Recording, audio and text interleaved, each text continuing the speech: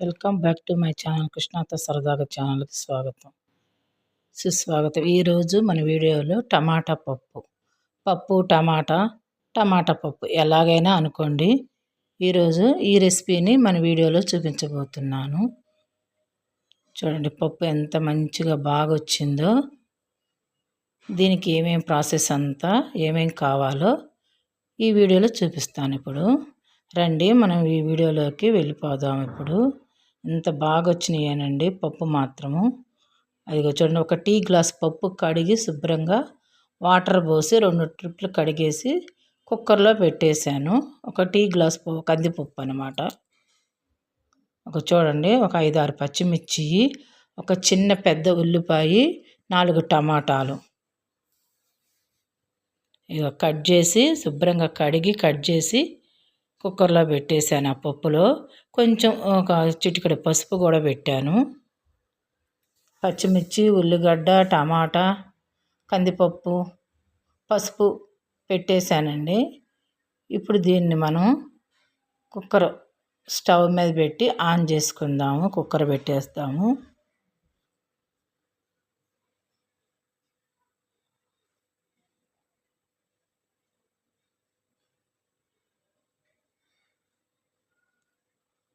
Stove వెలిగించేసుకుందామండి. ఇప్పుడు మనము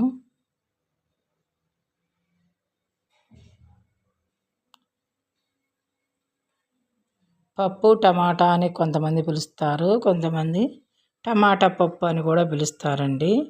ఇది ఒక 4-5 విజిల్స్ రానిచ్చి మనం ఈ కుక్కర్ని స్టవ్ బంద్ చేసుకోవాలన్నమాట. అది చూడండి, విజిల్స్ వస్తున్నాయి.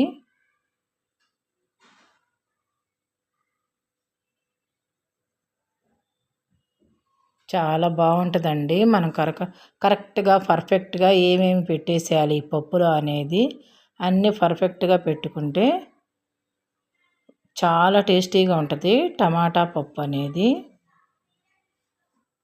ఒక 4 లేదా 5 విజిల్స్ రానిస్తే చాలా మెత్తగా ఉడికేస్తాయండి.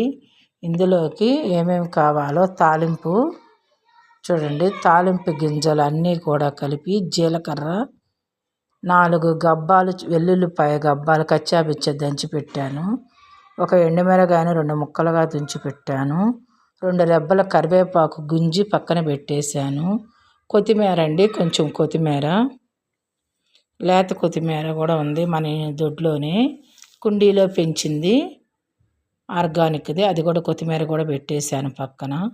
సాల్ట్ ఇందాక మనం పెట్టలేదండి, ఎందుకంటే సాల్ట్ పెడితే ఇప్పుడు కందిపప్పు అనేది ఉడకటం లేదు, తర్వాత పెట్టొచ్చును. ఓన్లీ పసుపు వరకే పెట్టాను. అదిగో చూడండి, పప్పు ఇప్పుడు మనం కుక్కర్ స్టవ్ బంద్ చేసుకుని తీసుకొచ్చి పక్కన పెట్టేసుకొని పప్పు ఎలా ఉడికిందో, టమాటాలు, ఉల్లిగడ్డ, పచ్చిమిర్చిలు అన్నీ ఉడికేసినాయండి. చూడండి ఎలా మెత్తగా ఉడికింది పప్పు మాత్రం. ఉప్పు వేయకుండా ఉంటే చింతపండు కానీ ఉప్పు కానీ వేయకూడదు. ఇప్పుడు చూడండి, కొంచెం చింతపండు గుజ్జు 1 టీ స్పూను, అదిగో సాల్ట్ కూడా వేస్తున్నాను. ఇప్పుడు 1 స్పూను వేస్తానండి. ఈ పప్పులోకి సరిపోయిద్ది. మీ టేస్ట్ తగ్గట్టుగా మీరు ఎంత పప్పు పెట్టుకుంటే దానికి తగ్గట్టుగా వేసుకోవచ్చు. ఇంతకుముందు చింతపండు కానీ ఉప్పు కానీ వేయకూడదు, ఇప్పుడు వేసుకోవాలి ఉడికినాక. చూడండి, పప్పు గుత్తితో చక్కగా దాన్ని టమాటా పప్పును అనేది మెత్తగా అలాగే చూడండి మెదుపుకుంటూ ఉండాలి. అన్ని టమాటాలు అన్నీ మెదిగిపోతాయి. అదే మనం ముందుగానే అలా అవి ఇవి పెడితే మాత్రం పప్పు ఉడకదండి. చక్కగా మెదిపేసుకోవాలంతా. ఇప్పుడు కొంచెం కారం, ఒక 1/2 స్పూన్ కారం. పచ్చిమిర్చి ఎక్కువ పెట్టాం కాబట్టి ఒక 1/2 స్పూనే వేసాను కారము. ఇప్పుడు మనం స్టవ్ మీద కళాయి పెట్టేసుకొని స్టవ్ వెలిగించేసుకుందాము. స్టవ్ వెలిగించానండి. మనం ఇందాక అన్నీ కూడా రెడీ చేసి పెట్టుకున్నాం కదా, తాలింపు గింజలు, వెల్లుల్లిపాయ రెబ్బలు కూడా 4 కచ్చాపిచ్చా దంచి పక్కనే పెట్టేశాను. ఈ స్టవ్ కళాయిని కొంచెం వేడెక్కనిద్దాము.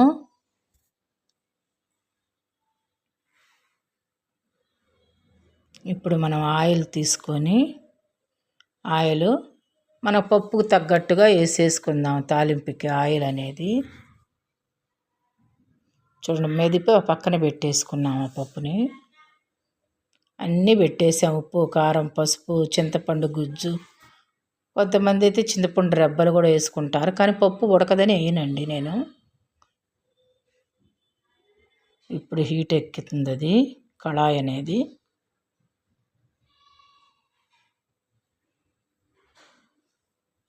ఆయిల్ వేసేసుకుందాం ఇప్పుడు.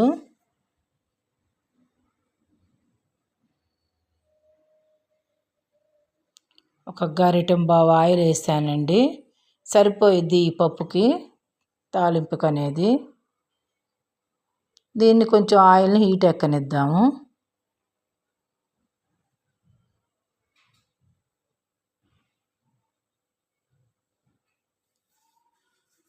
కొద్దిగా హీట్ ఎక్కనిస్తే తాలింపు గింజలకి బాగుంటుంది కదా అట్లా.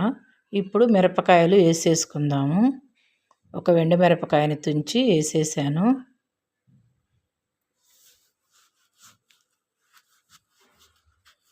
అన్ని కొంచెం వేగనిద్దామండి ఎండు మిరపకాయని.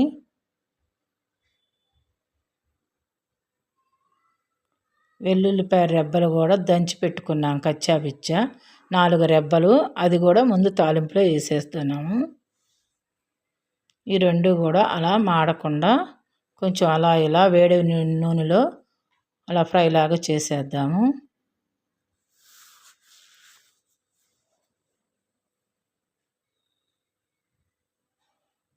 ఇక తాలింపు గింజలు అన్నీ కలిపి పెట్టేస్తానండి నేను ఎప్పుడైనా. జీలకర్ర కరివేపాకు అన్నీ కూడా తాలింపు గింజలు, మినప్పప్పు పచ్చిశనగపప్పు అన్నీ కూడాను, కొంచెం మెంతులు అన్నీ కూడా వేసేసాను. అన్నీ కలిపి ఒక డబ్బాలోకి పెట్టేసుకుంటాను. మినపగుళ్ళని జీలకర్ర కొంచెం కూడా వేసేసాను. ఇప్పుడే కరివేపాకు కూడా వేసానండి.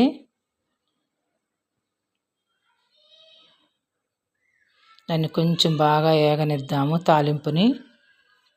తాలింపు ఏగనిస్తే సువాసనగా బాగా టేస్టీగా వస్తుందండి పప్పు అనేది. ఇప్పుడు పప్పు అంతా మళ్ళీ దాంట్లో పోసేసుకుందాం తాలింపులో. తాలింపు బాగా కాలింది, ఫ్రై అయిపోయినట్టుగా తాలింపు అంతా బాగా వచ్చింది.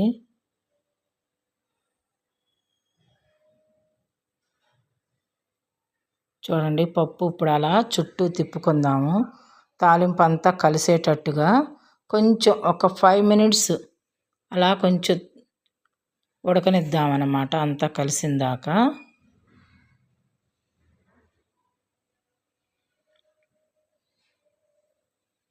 ఏదైనా సరే ఇలా పర్ఫెక్ట్గా చూడండి, కొత్తిమీర లేతగా ఉందండి. అది మన కుండీలో పెంచుకున్నది, ఆర్గానిక్ది. అలా గుంజేసి పప్పులో వేసేసాను. కొత్త వాళ్ళు ఎవరైనా ఉంటే మన ఛానల్ని సబ్స్క్రైబర్ చేసుకోండి, కృష్ణాతో సరదాగా అనే ఛానల్ని. ఈ వీడియో కనుక మీకు నచ్చినట్లయితే మీ ఫ్రెండ్స్కి మీ రిలేటివ్స్కి షేర్ చేయండి. కామెంట్ రూపంలో టేస్ట్ ఎలా ఉందో మీరు కూడా టేస్ట్ చేసి టేస్ట్ చేసి కామెంట్ రూపంలో తెలియజేయండి. టమాటా పప్పు అన్నమాట అది. మీరు పప్పు టమాటా అయినా అనుకోవచ్చు. అంత ప్రాసెస్ అంతా ఈ వీడియోలో మీకు చూపించాను. నేను ఎలా అయితే చేశానో అలా చేసుకుని చూడండి, చాలా టేస్టీగా ఉంటుంది. ఈ టైంలో కొంచెం మన సాల్ట్ అది చూసుకొని సరిపోయిద్దా లేదా అనేది చూసుకొని వేసుకోవచ్చు. అయిపోయిందండి పర్ఫెక్ట్గా. ఇప్పుడు స్టవ్ బంద్ చేసేద్దాము. దీన్ని ఇప్పుడు గిన్నెలోకి సర్వ్ చేద్దాము. ఈ వీడియో చూసే వాళ్ళందరికీ ధన్యవాదాలండి.